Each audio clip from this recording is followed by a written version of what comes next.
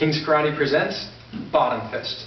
Bottom fist is one of the 4 hand techniques required for blue belt, and its a spinning version is used in the form, so you want to make sure that you learn this one well. Starting from a fighting stance, here's what it looks like.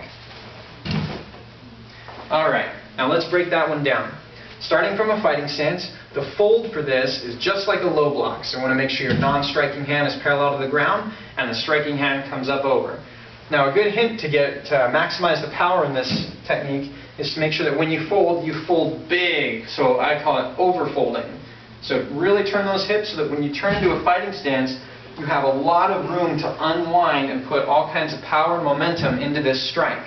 Again, it's going to lead from the hips and transfer all of your power into the bottom of your fist, which is where you're striking with, to whatever strike point you're aiming at. You would aim at the temple, the jaw, the chin, possibly the floating rib if you wanted to go low on it, but it's a very, very powerful strike.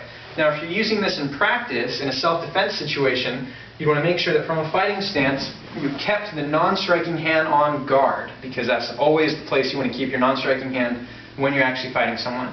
In the form, if you do this from the side, and you go into a horse stance with this instead of fighting stance, you fold and you bring that non-striking hand down to a chamber. And what that does is counterbalance all your momentum. So if you start here and you've got all this momentum flying through, by opening up that chamber, it keeps your balance, it keeps you steady right into a good horse stance. So again, here's what that looks like from a fighting stance, fold, horse stance, and usually I'd aim right at the temple.